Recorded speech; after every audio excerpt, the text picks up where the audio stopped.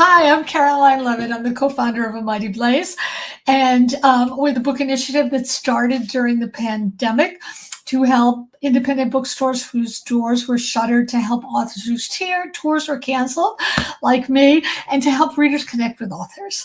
So just a few housekeeping things. I've put up a link where you can buy books and find your favorite indie bookstore. If you have questions, please just pop them in the chat and I will make sure that they get answered. So today, I'm really thrilled that we have Clea Simon here. She's going to be talking about her first newspaper noir, which is, I love saying that, newspaper noir, which is Bad Boy Beat. So let me tell you a little bit about Clea, and then we will talk about the book. So Clea Simon, first of all, you have to know that I met Clea Simon a million years ago when I think it was AOL was just starting, and I was looking around for writers, and I had read this book, Fatherless Daughters, which is Clea's book, which I loved, and I was astonished to find Clea on this jerky little site that I was also on. And we began to talk and we became friends, and it's been like that ever since. I just love her and I love her work.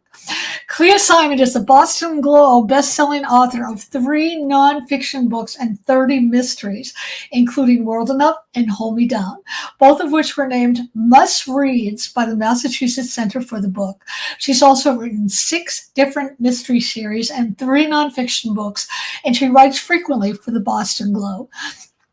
She's a graduate of Harvard and a former journalist, and she's contributed to publications ranging from Salon and Harvard Magazine to the New York Times.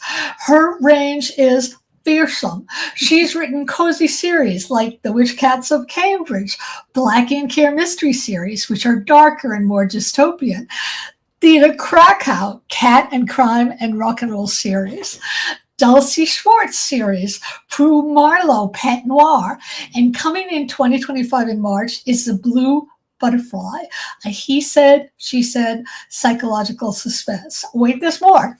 Clea's nonfiction books are Madhouse, Growing Up in the Shadow of Mentally Ill Siblings, Fatherless Women, How We Change After We Lose Our Dads, and The Feline Mystique, on the mysterious connection between women and cats. So before I let Clea talk and shut up myself, I just have to tell you some of the praise that's coming for Bad Boy Beat. Bad Boy Beat is the first in a new series of newspaper noir. It features this great feisty heroine, Emily Kelton. She's a journalist working for the Boston Standard newspapers. She's relegated to the police beat, which she does not like. She's struggling to get respect. She's competing with other outlets, and she's juggling 2 bad boys, an ex who might have clues to a murder, and a cop she's drawn to and she isn't sure that she should be. Using a series of contacts she's cultivated, Emily begins to dig deeper and a greater danger to herself. So here's some of the praise. Instagram loves Bad Boy Beats. Fast-paced, intriguing, and suspenseful. I love strong female characters. And M was a complex heroine from Books and Coffee Mix. A page turner, says Sarah's Bookstop. I just had to see how all this came together and admit that I was blown away by a part of the ending. I also have to say, Clea, I never saw that ending coming. I was just like, oh my God. Rosie Reason Wine said, gritty. This book has such great atmosphere. It's a hard-boiled female newspaper writer, and it's a noir detective novel to boot. It's a brand new series, and it's already getting praise like this. So first of all, welcome, Clea. I'm so happy to see you. Can you just show that gorgeous book cover? Thank you so much for having me, Caroline. And yes, I will. Bad Boy Beat. I'm quite happy with it. It's a wonderful book. It's a wonderful book. So let's talk about, let me just get my questions. Okay, let's talk about Bad Boy Beat. I'm really interested in how you came up with this new mystery series, which seemed to just flower, like you planted seeds years before. I love it that it's about a journalist, because you are a journalist. And I wanted to know, like, where did this idea come from? Did it come first from the character, or was this something you were thinking about? That's a great question, Caroline. And again, thank you so much for having me at A Mighty Blaze. Bad Boy Beat, I guess it sort of came from two different angles. One, it came from the character, as you noted, and thank you.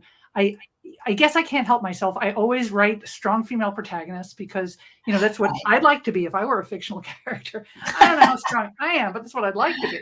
And that's what interests me. I want women you can root for, So the idea of a newspaper reporter who's relegated to the police beat, which is, where a lot of reporters start, and then finds out while she's there that she kind of has an affinity for the bad boys she meets there. Not just, the criminals who are sources. There's that ex who is not on the right side of the line, really, and also the cops. But, and she realizes that this is a strength as she goes along. So yes, M. Kelton, she doesn't like Emily. It's too girly. I love it. She was part of it, but part of it, I wanted to write just, a fast, fun mystery that started with a body on the first page. Okay, I don't have a body on the first page, but the line came to me. DB in PA, I think it's 113. Dead body in public alley 113. I may have the number wrong. I should look it up. That comes over the police scanner, and she is off. That's her story. She's going to get that. And I just thought, that's how you want to open a book. You do want to open a book like that, but I want to say that, it's fast, it's a fun read, but it's also incredibly gritty and dark and noirish, which I loved. And things, as I was reading, I noticed my breathing was getting faster and faster. I was also, I love books where I also learn stuff, and I was absolutely fascinated by how the reporters work with cops and cops work with people in City Hall. And Em has a friend who helps her from City Hall. And at one point she was told to work with the leads yourself. Don't leverage them to another source. And I thought, I didn't know people did that. So can you sort of explain how this system works? This is common, like all cops and reporters do this? Because I don't know. Well, it's a complicated dance because reporters need sources. But sources such as, Detective, Jack, the sort of rather sexy detective who she's her primary source, Jack Harcourt, they need sources as well. I mean, they need the reporters as well because, the police want certain things to get out. There's some things that they hide, but there's some things that they want the public to know. And they use the journalists to sort of troll, like, if we get this out, maybe we'll get a lead. And so everybody gets something out of it, but it's, who's playing who? That's always the question. Right. It's almost like quid pro quo. I'll give you this if you give me that. There's so much detail here, so much real life grit. I was wondering, how did you research this? And when you were researching this, how did you know the right questions to ask? How do you, as a journalist, you probably know how to get people to open up to talk, correct? I try to, much like you do as an interviewer. Right. Yeah, that's true. So how did you know? I mean, Em mentions that she's all about the telling detail. And as soon as she said that, I wrote that down and I thought, what's the telling detail? What is the telling detail? What do you look for? And that's part one of the question. And part two is, do you yourself, are you always looking for the telling detail in whatever avenue you're pursuing? That again, wow, what a question. What is the telling detail? The telling detail is the detail that makes a story come alive. I mean, you don't want to, either as a novelist or as a journalist, you don't want to just dump your notebook of research onto the page because that gets boring. You don't need everything you find out. You just want that one thing that makes the story come alive. Maybe it's that, the dead body was a choir boy, literally, or that the perp, the person who was arrested for the crime, supported his elderly mother in Alston, as is the case with, what happens in Bad Boy Beat. In terms of, I'm sorry, what was the second part of your question? It was about what is the telling detail? The telling detail. Do you yourself notice the telling detail? Like if you're meeting somebody new for the first time, are you always looking for the telling detail? And if so, what would that be? Yes. Thank you. Sorry, I got so caught up in my own. That's okay. Telling detail, again, it's that thing that just makes everything sing. I don't like writing, and I try not to do writing where you just pour out everything. Yeah.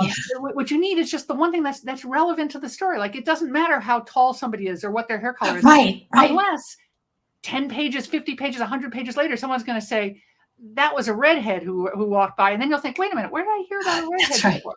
So you need that one thing that connects everything together, that actually the detail that plays into the action, that plays into the story somehow. And that is true as a journalist as well as a novelist. You just want something, and also just something that makes the story come alive. Yeah, I want to mention that Clea's helped me a great deal with my issue of backstory. and we've had many talks about this, and it's true. You don't need all the backstory. You don't need to know how somebody grew up or what is Cut it out. Cut it out. You just need the things that make them who they are. So I want to talk about all the different things that you write. I find it fascinating that you write these extraordinary journalistic books, and you write memoirs, and then you started writing these cozies featuring cats, and now there's all these different kinds of mysteries that springboard from one to another. So again, this is a two-part question, but I'll ask the first part and then I'll ask the second part later. So how did this come about? I mean, did you always think that you just wanted to write whatever you wanted, or did you, after writing your memoir and the book about the relationship between cats and women, did you then think, well, I'm going to write a mystery? I mean, how did this come about? Well, I was always, probably much like yourself, Caroline, I was always a writer. I mean, from the point where I could read, I was writing little stories. But somewhere, high school, college, as happens so often to people, and may I say particularly to women, I lost my confidence. And I became, a journalist is a fine profession, and I respect it. And there are many people who are much better journalists than I am. But I started writing journalism and nonfiction because when you write nonfiction, which includes journalism, you're using your writing to convey information. It's not the writing itself. It's you're giving people something that has value. They want to know about. They want to know about, right. They want to know about, even a service feature. They want to know the best pottery place in Cambridge, whatever. You're giving them something. So the writing is just the tool, and you hone the tool. You make it so it's as seamless as possible and as interesting as possible to give them the information. But then somewhere along the line, that I always wanted to just write for myself. And what actually happened was there used to be a mystery bookstore here in the Cambridgeville area, as we call it, Cambridge, Somerville, called Kate's Mystery Bookstores.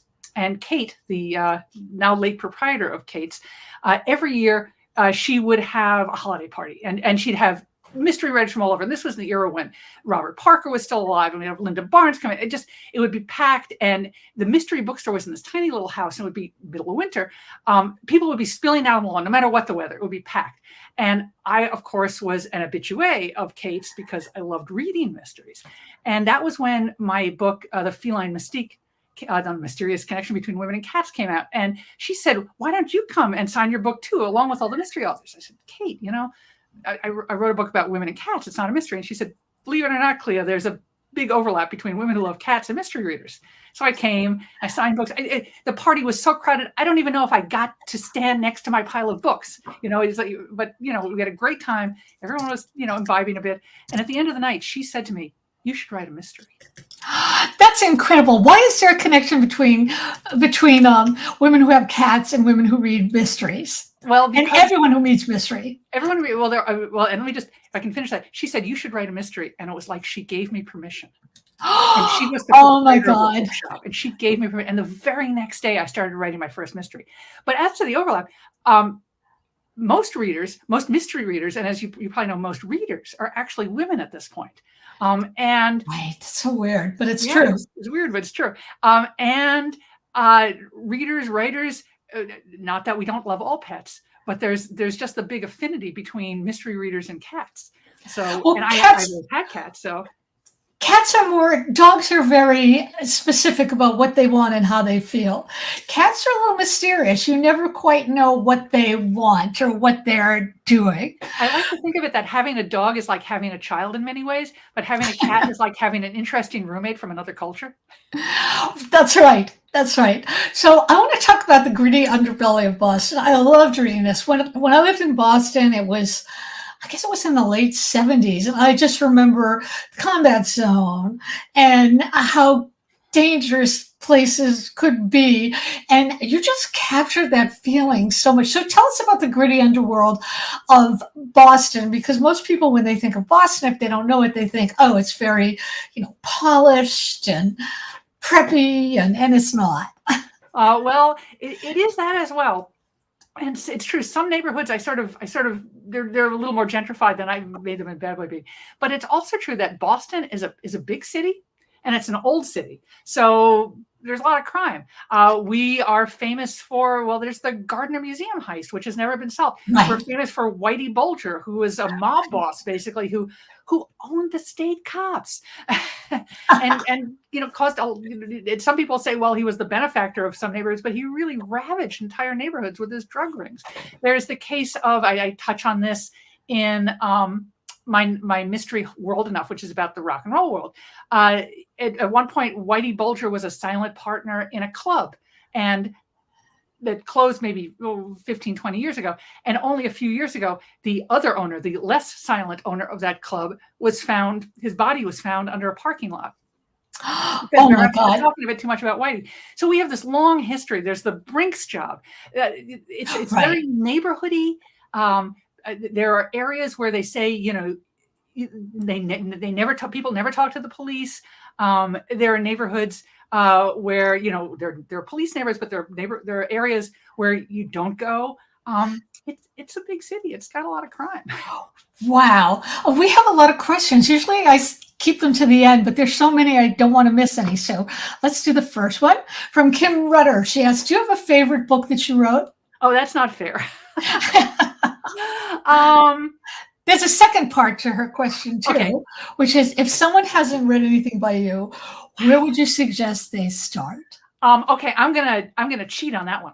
If someone just wants a fun, fast mystery, they should read Bad Boy Beat, because it is fun, it is fast. But if somebody wants something gentler, something that doesn't have, blood and sex, then they should read one of my cat cozies, like To Conjure a Killer, because that's very sweet, that's very gentle, and I love those books as well.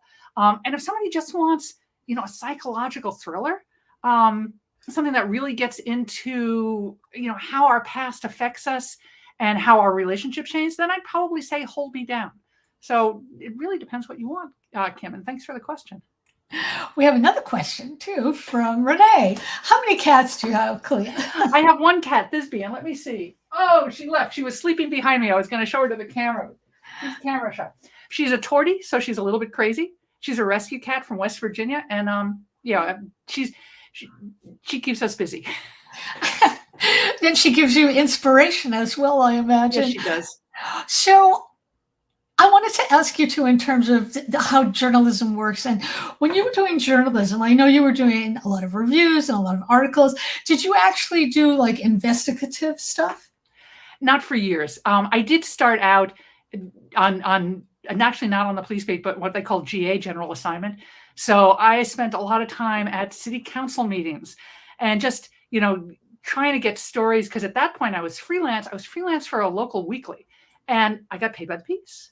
So any story that I could get, I got. I mean, at one point, because of my Harvard connections, I got on the mailing list, and this is before email, for the Harvard Medical School. And I remember reporting on, this is the very early 80s, showing my age, reporting on, they were discussing and they were having talks about a new phenomenon they were seeing called GRIDS, which was the gay-related immunodeficiency syndrome. Oh my God.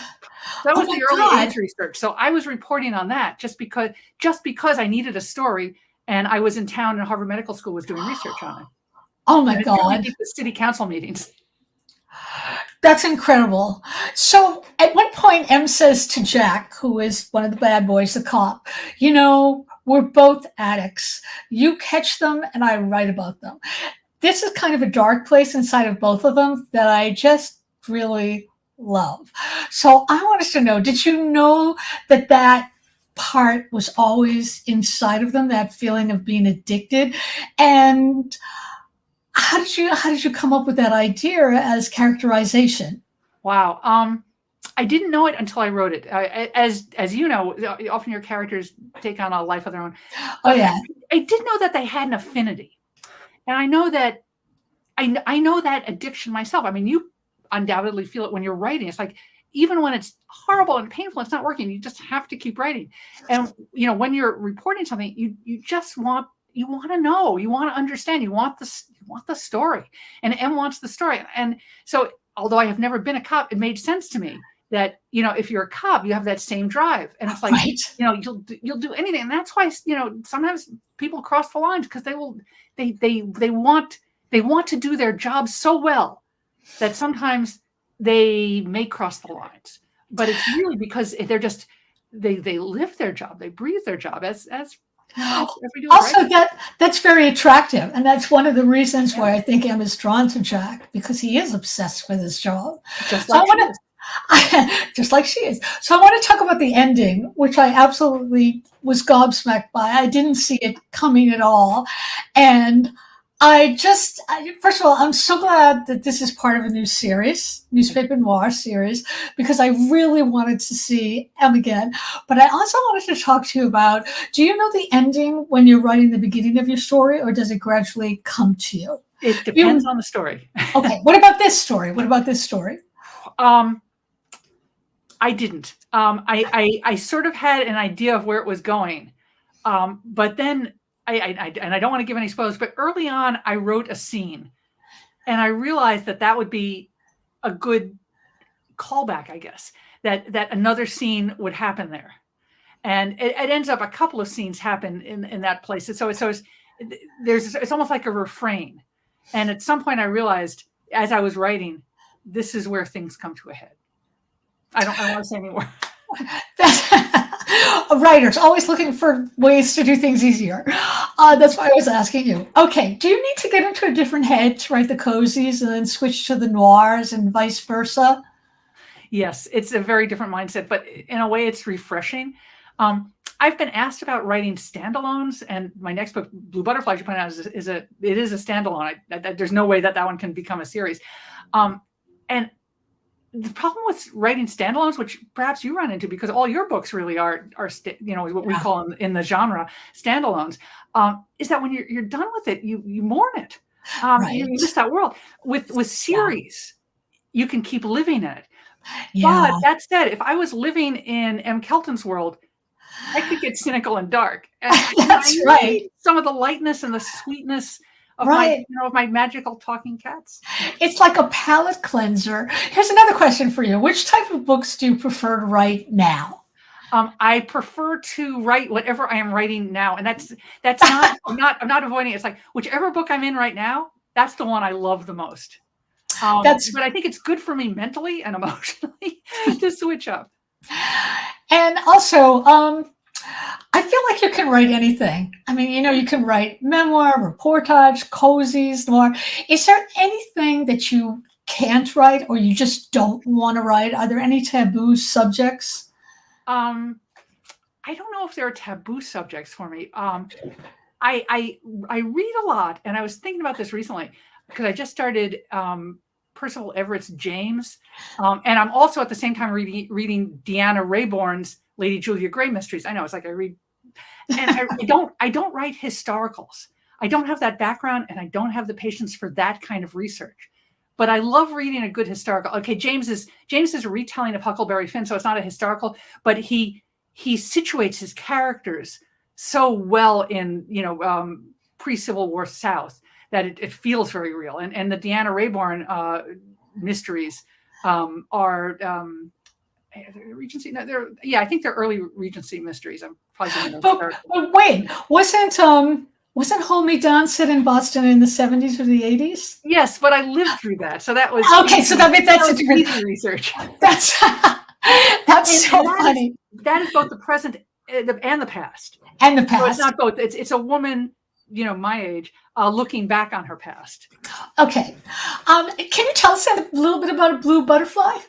I can, and thanks for asking. Blue Butterfly, which I finally have a pub date for it. It'll be out, I think, March 4th or March 5th next year. It is He Said, She Said, as you said, that ends in a rather bloody fashion. It starts with a young medical student who meets the woman of his dreams. She's an artist. She's beautiful. He becomes obsessed with her, not just because she's beautiful, though she is, but because she's creative. She seems to be the kind of free spirit that he was never allowed to be. Okay. You know, get into his stuff. And he's very good at what he does, but he's not a free spirit. And he woos her, and he wants to give her everything, including the freedom to paint. And you'd think it would all go well, but things just seem to be going awry. And then halfway through, I switched to her point of view. And what was that? Where she comes from and what's happening. And I don't want to say what's really happening because both sides have some truth to them, but how she perceives what's happening. And those stories sort of blend together. And I wanted to play with gender roles. I wanted to play with our expectations, and also with the conflict between, you know, arts and commerce. It costs how much it costs to be an artist, and how much it costs sometimes to be in a relationship with somebody. You know, what you're willing to give, and whose version is the truth.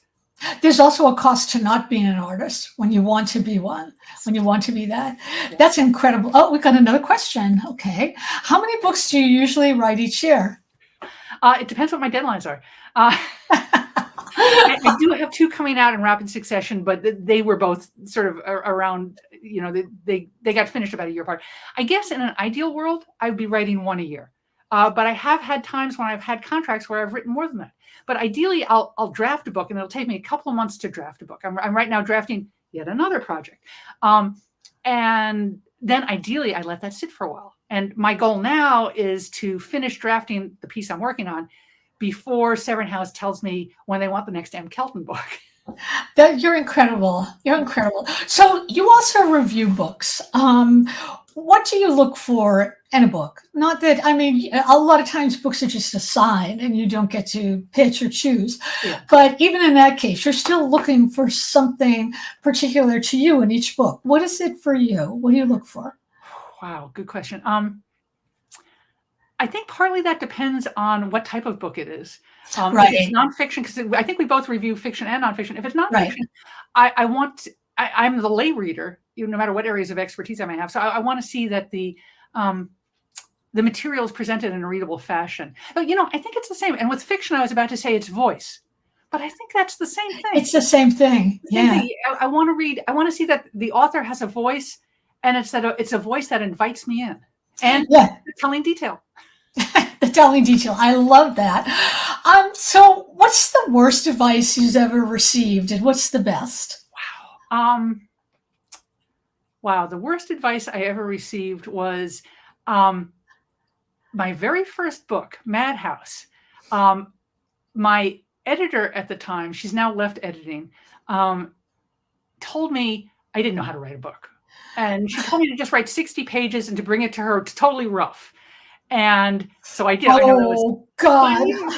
And she said, "This is really rough. This is awful." I was like, So I sent that out to a bunch of different people, and they all came up with, and I asked them, what should I do? And they all came up with different answers. And so that was the worst. So in a way, what I learned was you can only write your own book. You have to Yes. You've told me that over the years, which I deeply appreciate, because you're right. Different people think different things. Yeah. Whether you're showing you tell your story differently. Yeah, that's right. That's right. And that's so important to know. And also a lot of times reviewers will pick on things that have to do with their lives. You know, if you're writing about a divorce and a reviewer has just gone through a nasty divorce, they might not totally appreciate your story of a happy divorce, for example.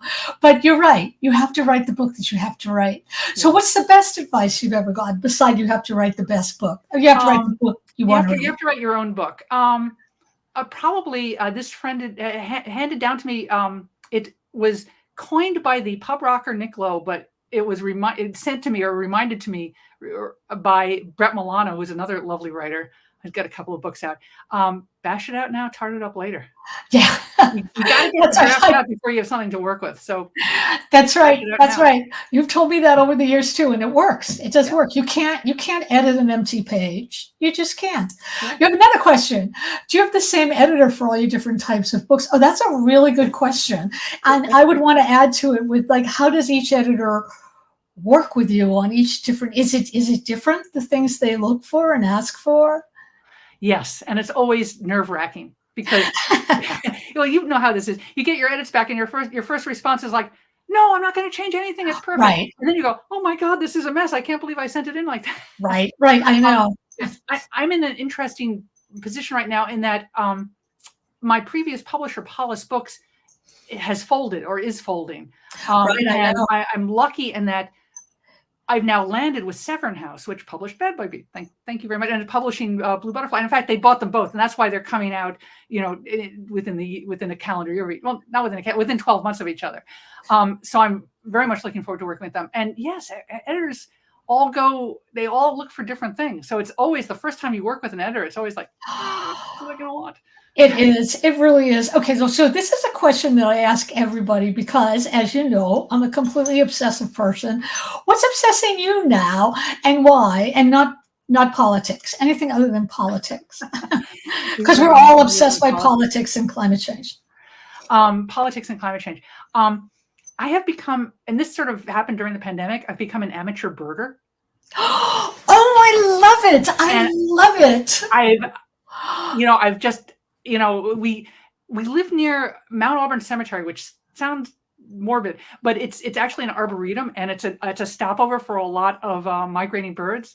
And so I've become bird obsessed. It's like somebody a couple of weeks ago told us they saw a black and white warbler.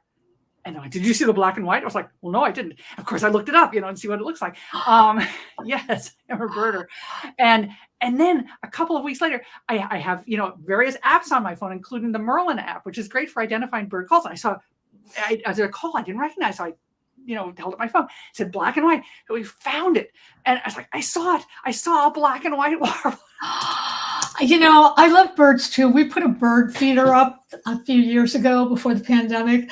And my favorite thing to do was just to watch them and see who comes and see who doesn't come. And it's incredible. It's just incredible. Okay, so do we have any more questions from people? Now's your chance. While I'm waiting for people to write more questions, I'm going to say again that go to your favorite indie and buy, I'm going to write this in the chat, Bad Boy Beat. And go and get your copy of Bad Boy Beat. It's an amazing, amazing, amazing book. And you should read it just to see the structure, just also to see how she nails this ending in a completely surprising and wonderful way. Also, you can subscribe to our YouTube station because Clea's video will be on there, and it most likely will be a podcast a few months later. So you can watch it as many times as you want. Any last questions? Let me see. May I raise a question? Yeah. I'd love to talk with you because this is something I think we've both wrestled with. The idea that heroines, female protagonists, have to be likable. Oh my God, no, they don't. That is something that I truly believe has been generated either by women who are good girls and people pleasers, or men who like their women to be good girls and people pleasers. People do bad things, and that doesn't make them a bad person. That just makes them human. And how dull if you just have a likable, sympathetic character. I mean, that's someone I would probably want to slap. There is a case for the likable character in my cozies. My heroine, right? My heroines they're very sweet. They mess up because they have to they need a plot, but they're very sweet. But what I realized at some point, because at some point my agent was telling me, M. Kelton isn't likable. She drinks too much. She is a good friend. She's a good friend to her buddy. She's a good friend, and she means well. She's trying. And we realized together that what matters is not that a character be likable, but that she be relatable. Relatable and also understandable. Yes. Also understandable, which we totally understand. Oh, you have another question. Yay. Okay. Let me put it up. When do you prefer to write? Do you write daily, and for how many hours? That's a good process question. Thank you, Renee. I prefer to write actually in the late afternoon. I'm a night owl. It could be because of my time on the Boston Globe night desk. But maybe it's my time as a rock critic. I just come alive when the sun goes down. So in an ideal world, I get everything else done. And late in the afternoon, I'll sit down. And I try to write Monday through Friday. That isn't always possible, especially these days. But, that's my goal, is I write Monday through Friday. For me, it's not the number of hours. I give myself a word count. Yeah, me too. Me too. And that can be anywhere from 500 words depending on the project, to Right. 1,500. And, you know, and there's some days, and this is probably true for you as well, where I'm just like banging out adjectives or dialogue just to fill the count because, you know, dinner started. or dinner started and it's, you know, cooked and it's sitting on the oven getting cold. So, but do you also find that if you have a bad writing day, that it's just your subconscious sort of churning things? yes. Yeah. And also, I don't know if you do this too. I have started keeping a pad by the bed. Because I'll wake up and but for me, my handwriting is so lousy. Yeah, me too. That I have to type it out first thing in the morning. Otherwise, I have no idea what that happens to me too, but you always have to have a pen and always a paper because for writing, your brain is a note I've written. You know, it's like, oh my God, it looks like shorthand. It's not. Renee wants to know, do you write at home? Do you have an office? You have a beautiful home. Thank you. This is my office and home. So as you can tell, that's just one bookshelf. I've got more bookshelves over there. You know, I've got various doodads. I have a lot of, you know, little toys and stuff. I have, you know, little animals, little. Me too. Me too. I'm looking for these are my little. Yeah. Oh, yeah. Okay. So, all right. If there's we actually need, I love that. Oh my God. That's hilarious. The destroyer of worlds. Yes. That's what writers are. I think this is true for your books as well. We know about the Bechdel test, right? In movies. Yeah. And that's something that I do always keep in the back of my mind that Bechdel test in movies is that women should talk about something other than men because that's right. That's right. Do, you know, and so that was something that came up for me in Bad Boy Beat because I wrote Roz, her best friend, and I wrote, well, Roz has been at the paper longer, and Roz is in the City Hall Bureau. Roz is a very different type of person, but I realized that I wanted to have like a real relationship between women where they bitch about work, they do talk about men, they talk about who they're interested in or who they're with. And they talk about, the various levels of harassment at work because Roz in particular is a looker. Right. But they also just talk about the work. That's right, which is what female friends do of all ages. We talk about all sorts of stuff and we talk about ourselves, not in relationship to men or women or anybody else, but to ourselves, our relationship to ourselves. What are you working on? How's it going? How is it going? How are you feeling? Are you depressed? Me too. Let's go get a drink or whatever is going on. This has been the most engaging, delightful conversation. We need to stop now, but before we do, I want to remind everybody once again, go to your favorite indie, pick up Bad Boy Beat, put in a pre-order for Blue Butterfly. Pre-orders are really important for bookstores if you want them to keep going, and also for authors if you want to read more great books from Clea. This will be on our YouTube station. If you subscribe, you can watch it as many times as you want. Actually, if you don't subscribe, you can watch it as many times as you want to. So I want to thank everybody who came here who asked questions, and I especially want to thank Clea Simon. Clea, I'm going to say goodbye to everybody, but you don't go. You stay on. So goodbye to everybody. I'll see you again next week. And thank you for being here.